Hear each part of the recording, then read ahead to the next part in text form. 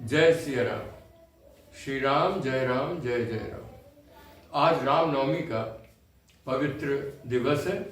भगवान राम का आज अवतरण दिवस है और सबसे बड़ी प्रसन्नता की बात यह है कि 500 वर्षों के लंबे संघर्ष के बाद, लंबे जन संघर्ष के बाद आज वे अपने जन्म स्थान अयोध्या में अपने उसी स्थान पर पुनर्बाल रूप में स्थापित हुए हैं जहां उन्होंने जन्म लिया। भगवान राम हमारे भारतीय समाज के आदर्श हैं, वो हमारे समाज के रोल मॉडल हैं।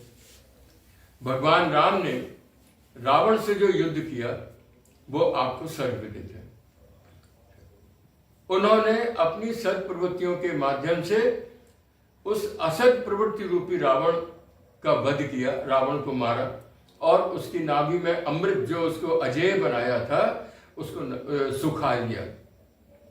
दोस्तों, मेरा मानना है कि हर युग में रावण जन्म लेता है और हर युग में उसको पराजित करने के लिए राम को इस धरा पर आना पड़ता है। 21वीं शताब्दी के अपने देश में, भारत भूमि पर 21वीं शताब्दी के प्रारंभिक वर्षों पर यदि हम दृष्टि डालें तो हमको लगता है कि कुछ सभी जगह अराजकता, भ्रष्टाचार, अनैतिकता, आतंकवाद आदि आदि आदि दुष्प्रवृत्तियां सर उठाए हुए थीं। ये दुष्प्रवृत्ति रूपी रावण इन 21वीं शताब्दी के प्रारंभ में लगता है फिर से जन्म ले लिया था और इसको मारने के लिए जो है भगवान राम को फिर से मैं मानता हूं कि वो फिर से अवतरित हुए और एक पिछले एक दशक का अगर हम लंबा संघर्ष देखें तो हमको लगता है इस लंबे संघर्ष के बाद उन्होंने इन आसुरी प्रवृत्तियों पर बहुत कुछ लगाम लगा दिया। इन्हीं भावों को मैंने एक छोटी सी रचना के माध्यम से शब्दबद्ध किया है। ये कविता आपके बीच में प्रस्तुत है। शीर्षक है राम के छोड़े हुए वे तीर। इसमें तब और अब यानी संघर्ष काल को दिखाया है और अब के विजय काल की उपलब्धियों को दिखाया है। तो प्रस्तुत है ये रचना कि व्यर्थ होते दिख रहे थे राम के छोड़े हुए वे तीर। तब व्यर्थ होते दिख रहे थे राम के छोड़े हुए वे तीर। क्यों? क्योंकि दानवराज की नाभि का अमृत सूखने को ही नहीं था। क्योंकि दानवराज की नाभि का अमृत सूखने को ही नहीं था। राम की ही भूमि पर तब जन्म लेते नित्य रावण।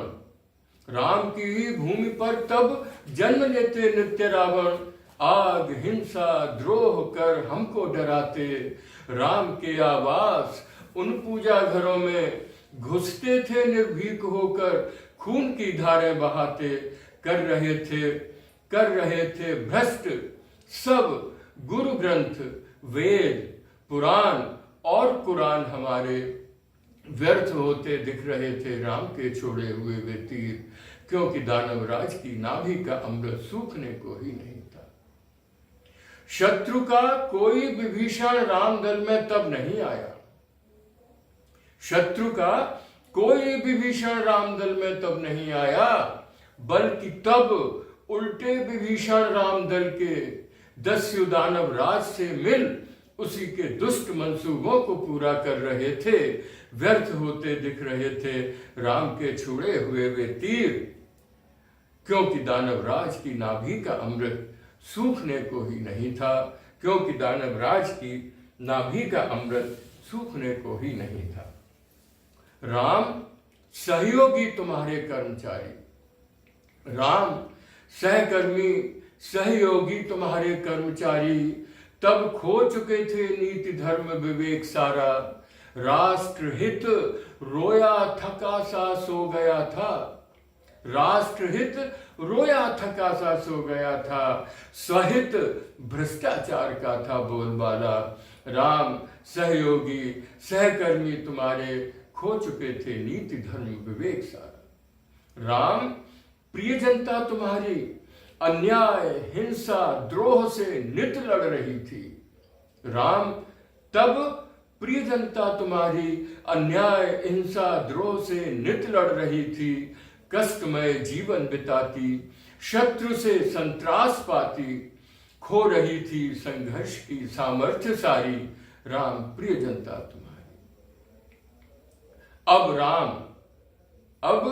राम तुमने फिर प्रजाजन और कर्मियों में, अब राम आकर तुमने फिर अपने प्रजाजन और कर्मियों में नीति, धर्म, विवेक, साहस को जगाया, प्रेरणा, सद्वृत्तियों, सद आचरण की दे उन्हें, उनके मनोबल को बढ़ाया।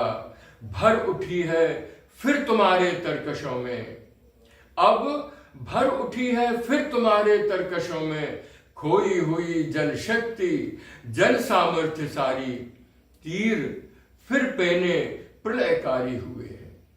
अब तीर फिर पैने प्रलयकारी हुए हैं, वेधते हैं शत्रु का अजस्र अमृत स्रोत सारा, और दानवराज की मृतदेह कोई अब न जीवन पा रही मरकर दोबारा, और दानवराज की मृतदेह कोई अब न जीवन पा रही मरकर दोबारा। श्री राम जय जय राम।